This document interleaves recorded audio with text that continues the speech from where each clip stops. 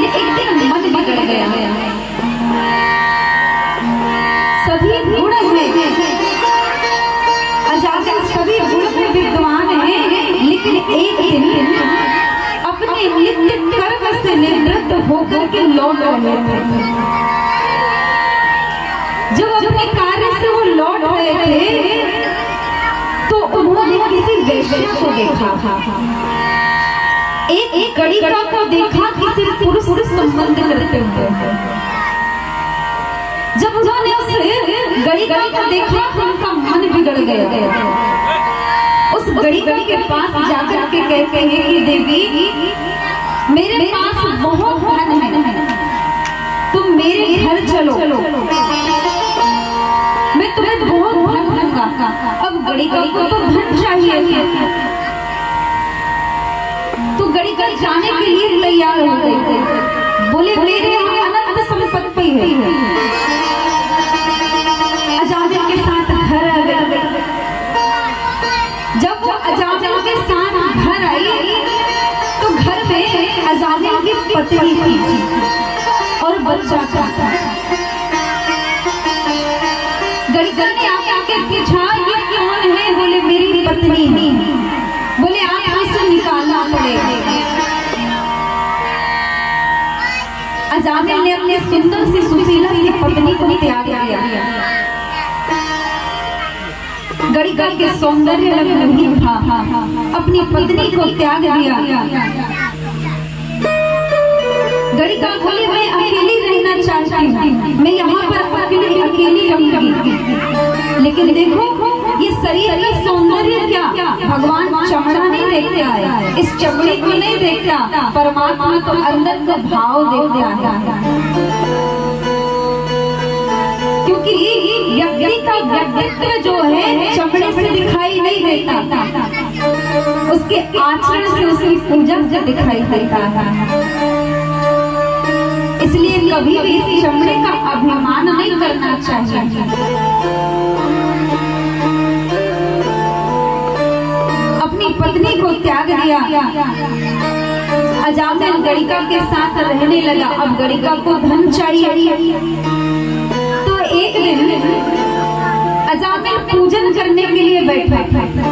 प्रातः काल जैसे भजन करने के लिए बैठा तो गणिका ने डांट लगा दिया, फटकार लगा दिया कि ये क्या तुम भजन करने बैठे हो? अरे मुझे धन चाहिए, धन ज्यादा से ज्यादा धन लेकर के आओ, मुझे धन के अलावा कुछ नहीं चाहिए।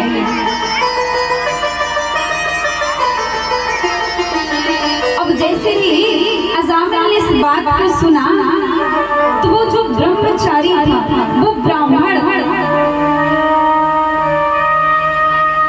देखिए उसके प्रेम में इतना पागल हो गया कि भगवान का भजन करना छोड़ दिया, माला को अलग कर दिया। गणिका के साथ रहने से, संबंध से अजामिल की बुद्धि बिगड़ गई। वो विद्वान ब्राह्मण डाका डालने लगा, चोरी करने लगा।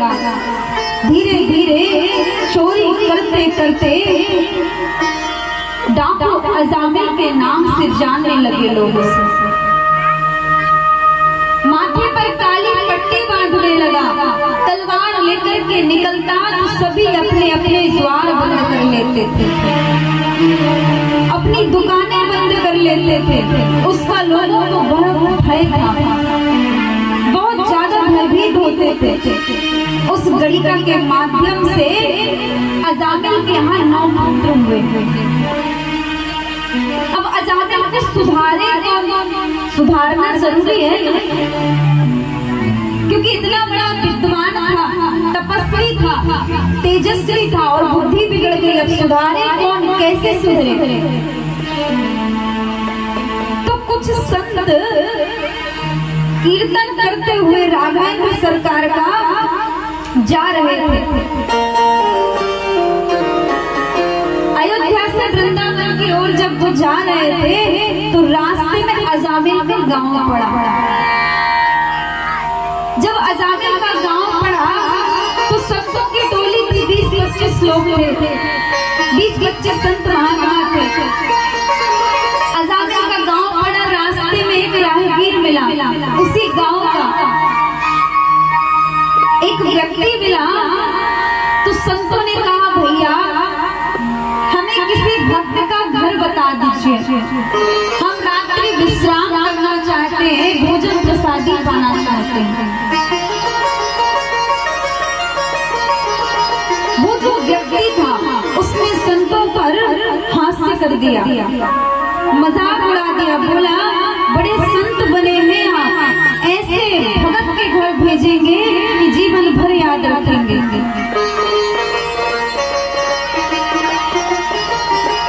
अब संतों ने कहा बताइए ना कोई भक्त का घर है क्या? उस व्यक्ति ने कहा सुनिए आप लोग अजामिल के घर जाइए, अजामिल बहुत बड़ा भक्त है,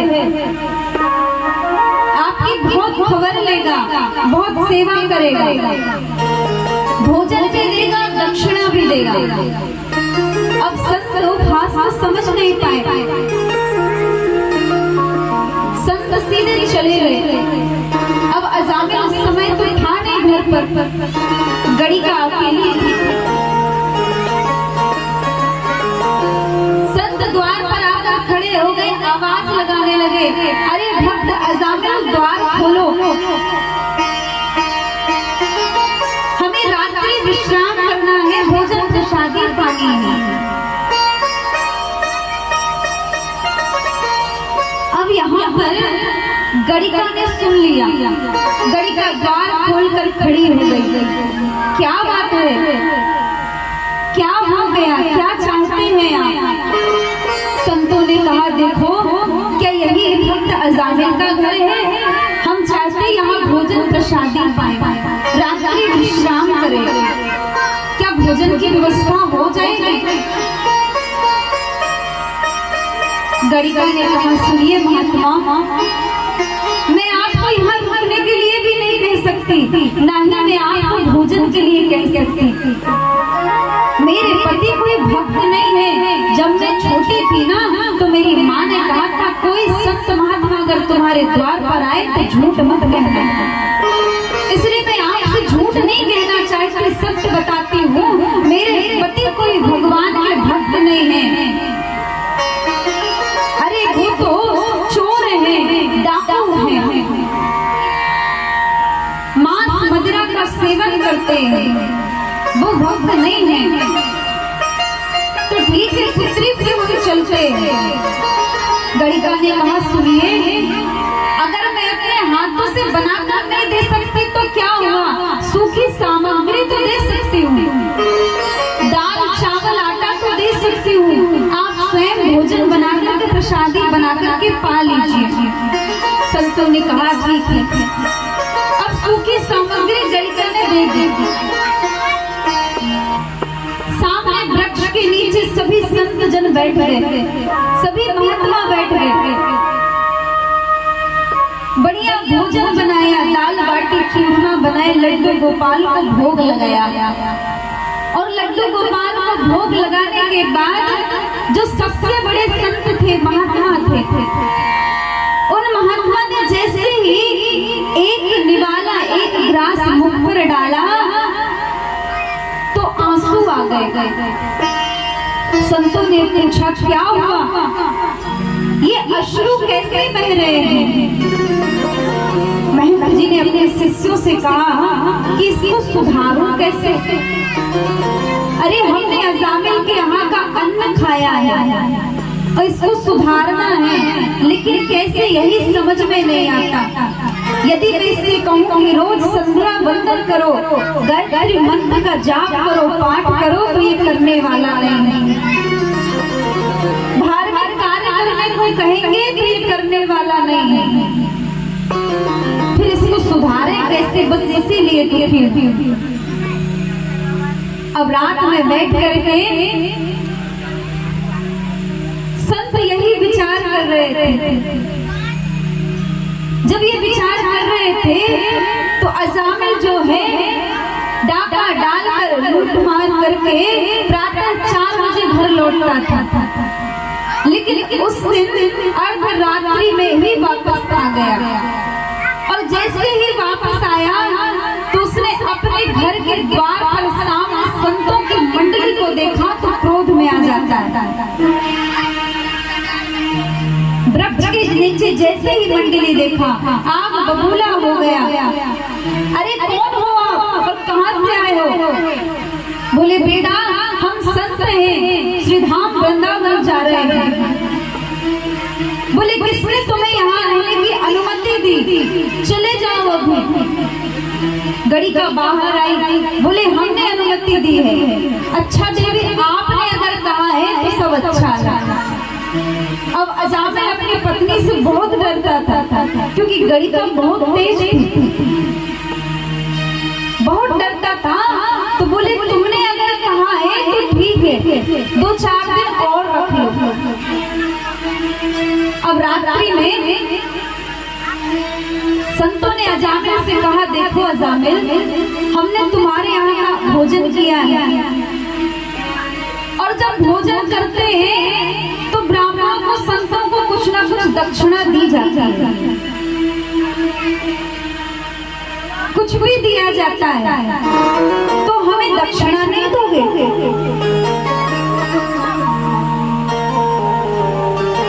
अजामिल ने कहा अरे ओ महात्मा, मुझसे दक्षिणा की बात कर रहे हो? अरे शुक्र मनाओ, खैर मनाओ कि तुम्हारे चमेटा लोटा थाली हमने नहीं छीना। हमसे कह रहे हो कि दक्षिणा दो।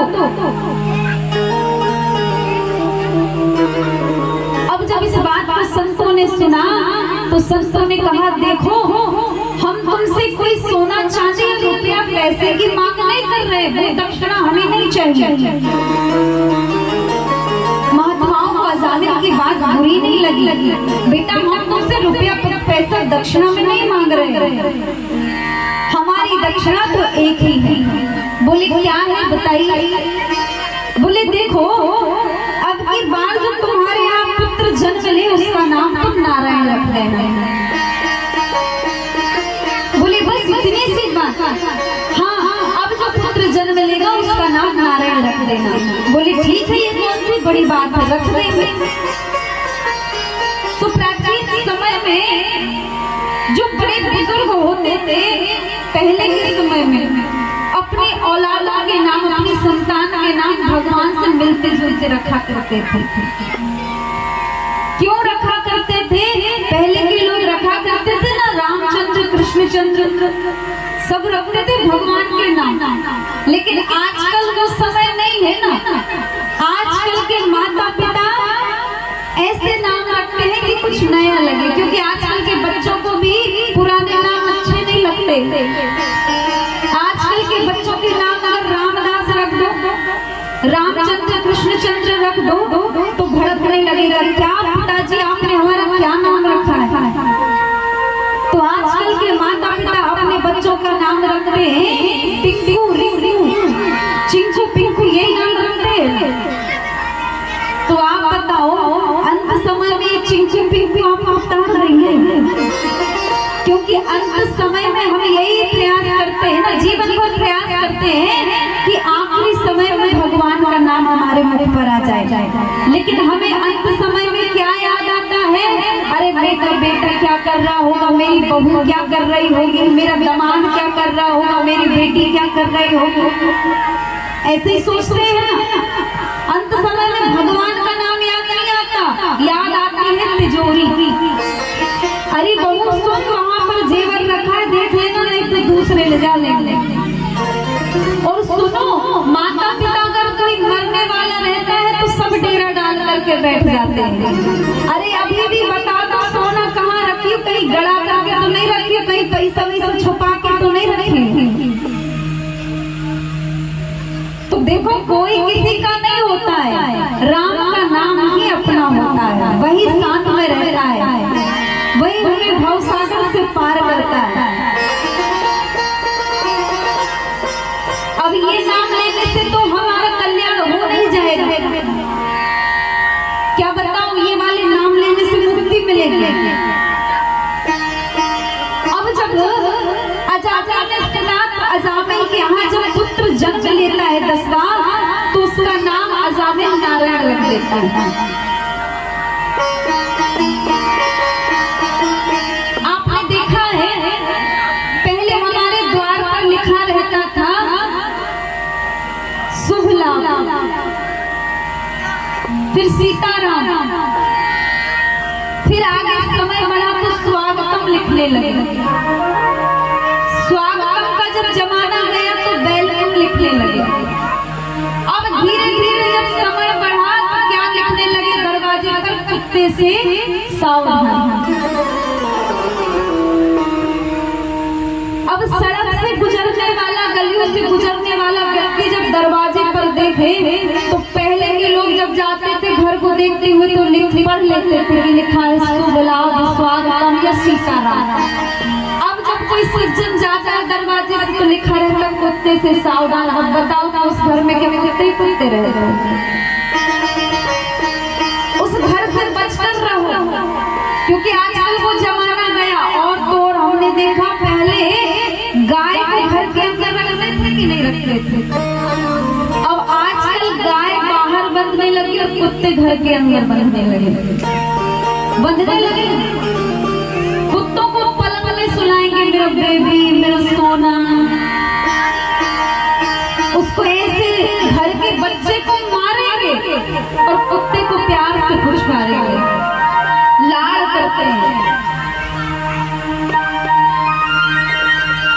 तो भाई वो समय नहीं है, अब ये कलयुग है। तो कलयुग में भगवान का नाम स्मरण करना पड़ेगा,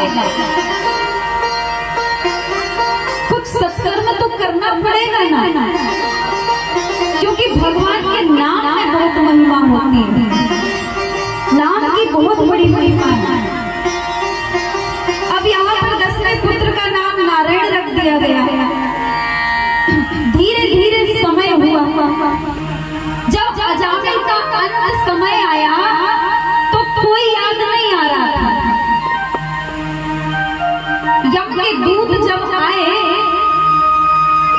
गले में रस्सी बांध करके जैसे ही ले जाने लगे तो उसके प्राण झटपटाने लगे। अब बुलाए कैसे अजामिल? खाट पर पड़ा है, इधर उधर देख रहा है तो दूर उसका बालक नारायण खेल रहा था। तो अजामिल ने क्या कहा? अरे पुत्र मुझे बचाओ, अरे पुत्र मुझे बचाओ। जब ज्यादा ही प्राण जाने लगे तो अरे नारायण मुझे बचाओ, अरे नारायण मुझे बचाओ, मेरे प्राण जाने वाले हैं। किसका नाम पुकारा? अपने पुत्र का। और जैसे ही नारायण का नाम पुकारा तो प्रभु के पार्षद भी आ गए। एक तरफ यम के दूत खड़े हैं, एक तरफ प्रभु के पार्षद खड़े हैं। और जैसे ही यम के दूत ले जाने लगे तो प्रभु के पार्षदों ने रोक दिया कि आप इसे ले जा नहीं सकते। यम के दूतों ने कहा क्यों नहीं ले जा सकते? बोले बिल्कुल नहीं ले जा सकते। यम के दूतों ने कहा इसने बहुत पाप किए हैं, कितनों की हत्या की है, कितने मारे गए हैं, कितनों का धन लूटा है, बुरे कर्म किया है, इसको तो नर्क जाना पड़ेगा। प्रभु के पार्षदों ने कहा बिल्कुल नहीं। अब दोनों की बात खाट पर पड़ा पड़ा अजामिल सुन रहा था। प्रभु के पार्षद कहते कि आप नहीं ले जा सकते। बोले क्यों नहीं ले जा सकते? प्रभु के पार्षदों ने कहा क्योंकि इसने नारायण के नाम को गाया है, नारायण को पुकारा है। यम के दूतों ने कहा अरे नारायण के नाम को नहीं पुकारा, इसने तो अपने बालक को पुकारा, अपने बच्चे को पुकारा, अपने बच्चे को बुलाया है। पार्षदों ने कहा देखिए आप कहते हैं दुष्ट है, पापी है, आपको यमराज ने भेजा है, लेकिन हम भी प्रभु के पार्षद हैं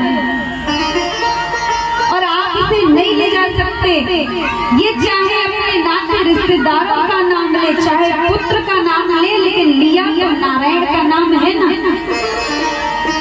और जब नारायण के नाम को गाया है तो आप इसे ले जा नहीं सकते।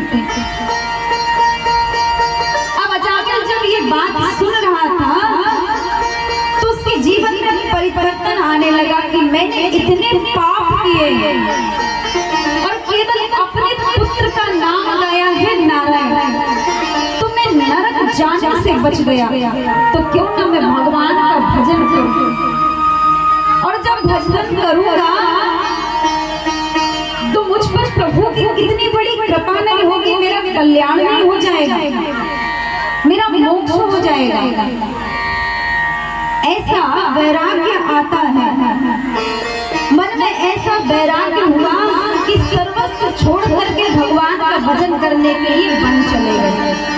तो देखो नाम में कितनी शक्ति है कि नारायण के नाम गाया और भगवान के पार्षद आ गए बचाने के लिए। भगवान के पार्षदों ने आज नरक जाने से बचा लिया। ये शक्ति होती है। और आपको बताऊं मैं, एक जगह कथा हो रही थी। जब कथा हो रही